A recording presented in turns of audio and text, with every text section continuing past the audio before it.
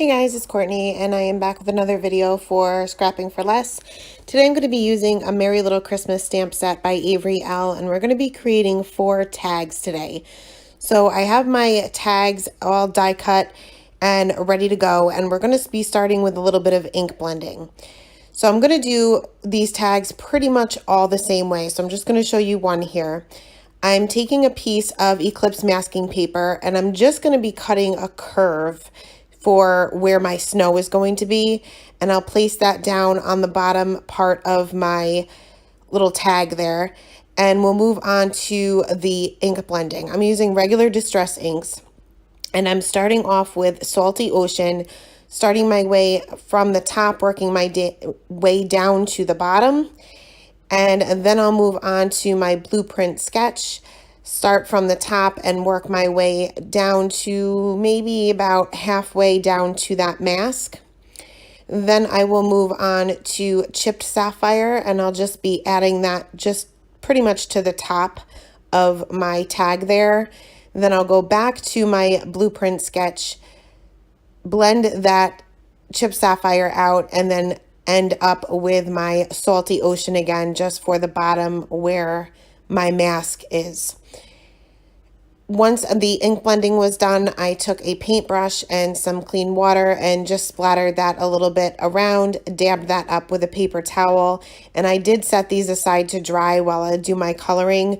I'm going to be heat embossing over them, so I do want to make sure that the ink is completely dry before I do that.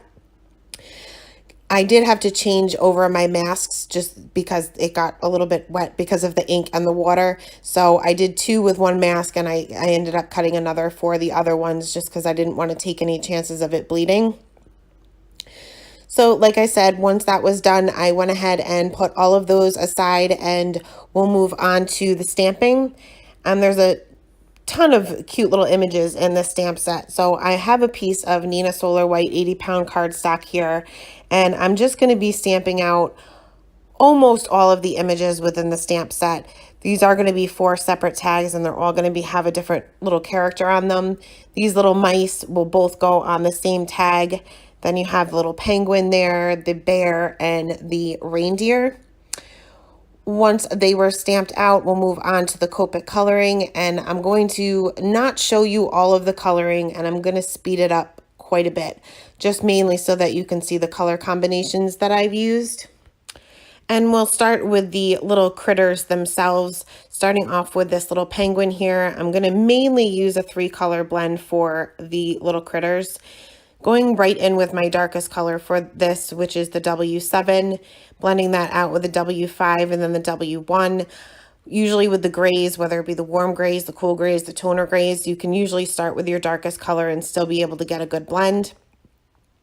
You'll see me kind of bounce around a little bit here, so I apologize up front, but while I had my warm gray markers out, I colored my little mice here, and they're kind of facing each other, so I'm putting my shading on the left-hand side for the little mouse on the left and the right-hand side for the little mouse on the right.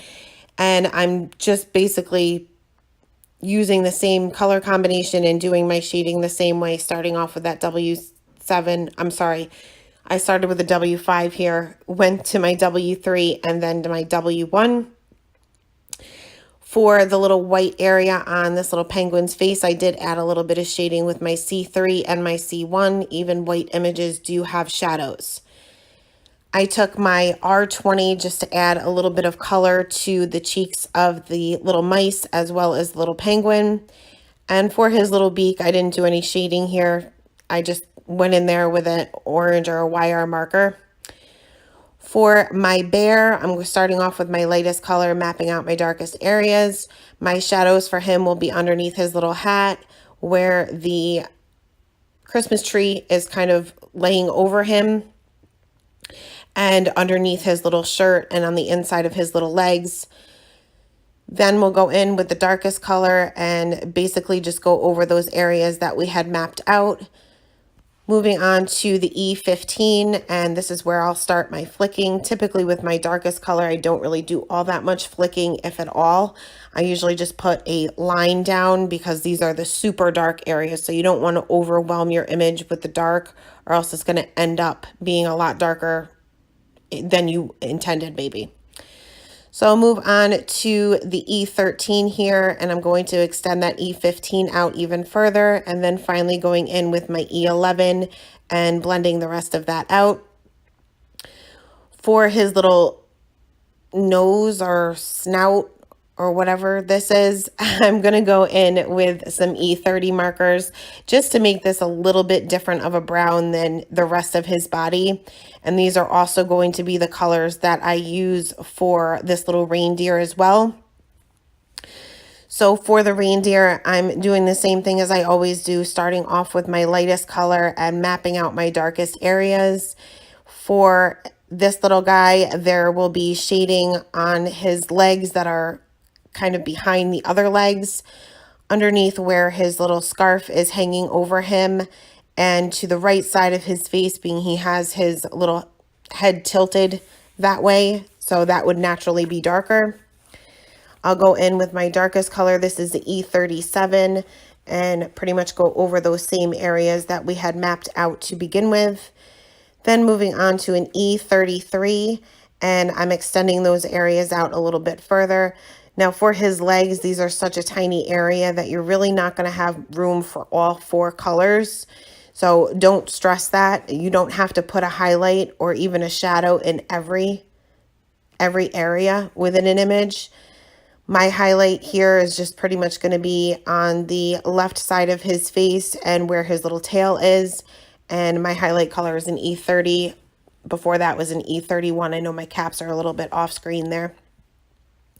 I did have quite a bit of bleeding on this particular image. I'm not sure why. Part of it was me being messy, but I just had a lot of bleeding. So I'm taking my colorless blender here and just touching up some of those areas. I don't necessarily have to get off all of the color, being I'm going to be coloring over it with some reds and greens. I'm not too worried about getting everything off. I just wanted to kind of lighten that at least a little bit. So once I had all of my little characters colored, we'll move on to the reds and the greens. And like I said, this is pretty much just to show you the color combinations that I used. We're going to start with the greens. Whenever I color or use reds in any image or any card, I save the reds for last, because if you even touch a red area with any other marker, you're going to spread it. So I'm going to start with my greens here. And I'm just laying out my darkest areas with my G21. Then I'll go in with a G28, blend that out with a G46, and blend that out a little bit further with a G24, and then finally back to that G21. The shading for his little sweater is going to be underneath his turtleneck and on either side of him, being this is going to be a center light source for this little guy. And for his hat, it's going to be where it's kind of folded over. For the reds, I'm doing the same thing. For his little shoes, the shadow will be on the inside of his shoes. My darkest color here is an R89, blending that out with an R46, then an R35, and then an R22. And I just mixed and matched what I colored here. Some things were red, some things were green, but I'm going to show you the Christmas tree because I colored this a little bit different. But like always, I'm starting with my G21, which is my lightest color, and I'm putting my shading to the left because it's kind of tilted down, but I'm also putting my shading underneath the garland, I think you call it, because that would cast a shadow on the tree.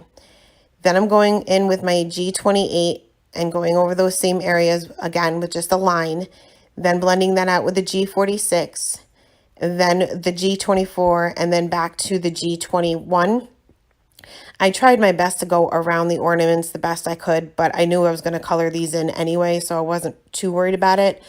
I colored these in solid with the R46 marker because I planned on putting a highlight with the gel pen later anyway. And for the little garland there, I'm just going in with my YR24 and coloring that in solid as well as the little star.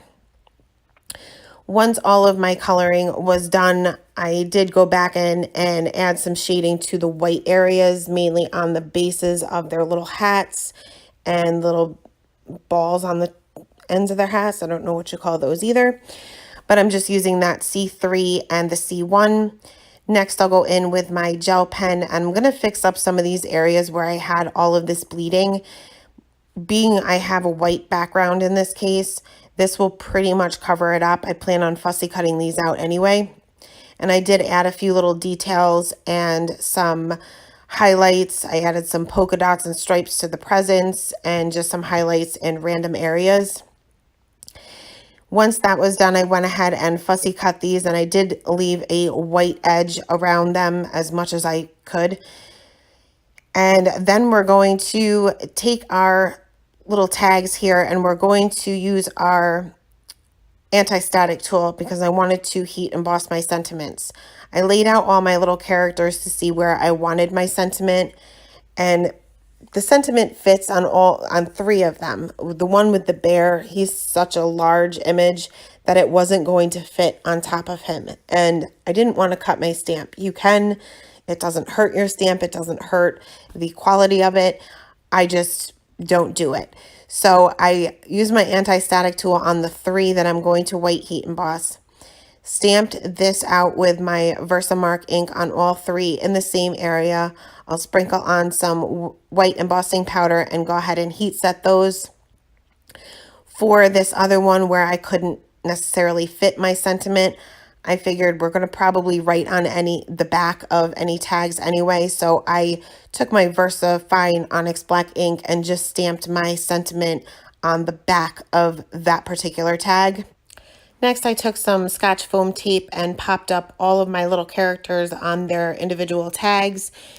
I did have to cut these in pretty teeny tiny pieces for some of the areas on these characters. So if you are more comfortable, you can certainly use the foam dots. I know that sometimes they're easier to cut down and some of them come pretty teeny tiny to begin with, but I just prefer to use the Scotch foam tape. So I popped up the penguin by itself, the reindeer by itself, the 2 little mice together, and then finally my little bear there. I did end up adding a shadow underneath them, being I left my snow stark white. I wanted to add a little bit of something. So I took my C3 marker and just basically put a couple little scribbles underneath each one of the characters. And then I'll go in with my C1 and just blend that out a little bit further and kind of fading that off to the white in the snow. Finally, I took a Nuvo Aqua Shimmer pen and just added shimmer to kind of some random areas, the presents and pieces of their hats. And I did string some twine on each one of these tags as well. And that is the cards, or not cards, but that's the project for today, guys. Thanks a lot for stopping by and have a great day. Bye.